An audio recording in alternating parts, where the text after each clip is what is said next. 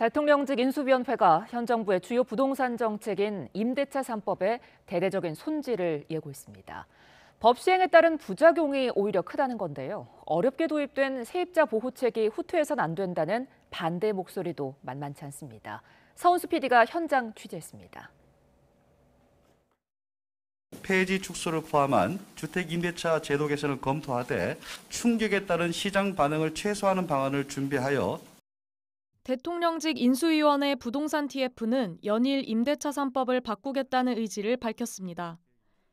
도입 당시 충분한 검토를 거치지 않아 부동산 시장에서 부작용이 크다며 민주당을 설득해 법 개정을 추진하겠다는 겁니다.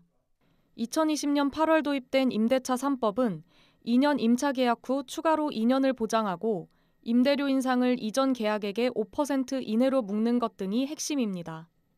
하지만 오히려 전셋값 상승과 전세의 월세화를 부추겼다는 비판도 받았습니다.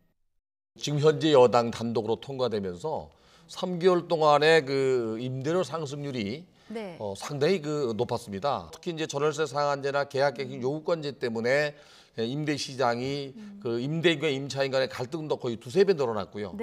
이로 인해서 이제 임대 시장이 굉장히 그 매물도 줄어들었거든요. 2019년까지 3% 미만에 머물던 서울 주택 전세 가격 상승률은 임대차 3법이 통과된 이후 2020년도 12.4%, 2021년 10.1%로 급격히 상승하는 흐름을 보였습니다. 하지만 전세 가격 상승은 다양한 요인을 복합적으로 따져봐야 하고 임대차 3법이 전세의 월세화를 부추겼다는 지적 역시 근거가 부족하다는 반박이 나옵니다.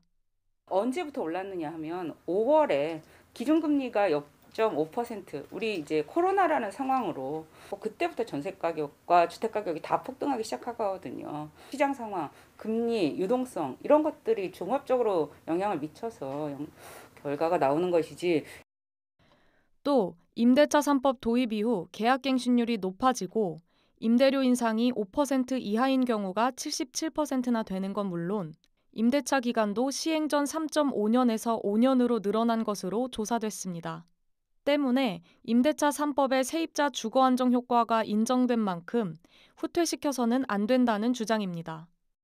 시장 혼란이라는 막연한 말로 2년에서 4년으로 임대 기간이 늘어나는 건 확실한 주거 안정 방향인데 이걸 거꾸로 4년에서 2년, 3년으로 줄이겠다고 하는 건 세입자의 주거 안정과 역행하는 방향이잖아요. 임대차 3법을 둘러싼 논란이 커지고 계약갱신 청구권 시행 2년이 되는 8월이 다가오면서 부동산 시장도 상황을 주시하고 있습니다. 집주인은 기대감이 올라있고 지금 슬슬 뭐가 나오잖아요. 지금 당장 아니면 뭐 이래요. 이번 돌아가지고 7월이면 지금쯤이면 거의 연장을 하든지 액션을 취해야 되는데 시행하고 나서 이제 어떻게 변화해야 될 거냐 그것 때문에 아직 확정된 게 없다 보니까 움직이지 못하지. 왜냐하면 지금 뭐 많이 정해져 있는 게 아니니까. 민주당은 인수위 방침에 대해 임대차 3법 폐지는 시장에 혼란을 가져올 것이라며 오히려 임대차 3법 제도 취지를 더 강화하는 보완책이 필요하다는 입장을 밝혔습니다. YTN 서은수입니다.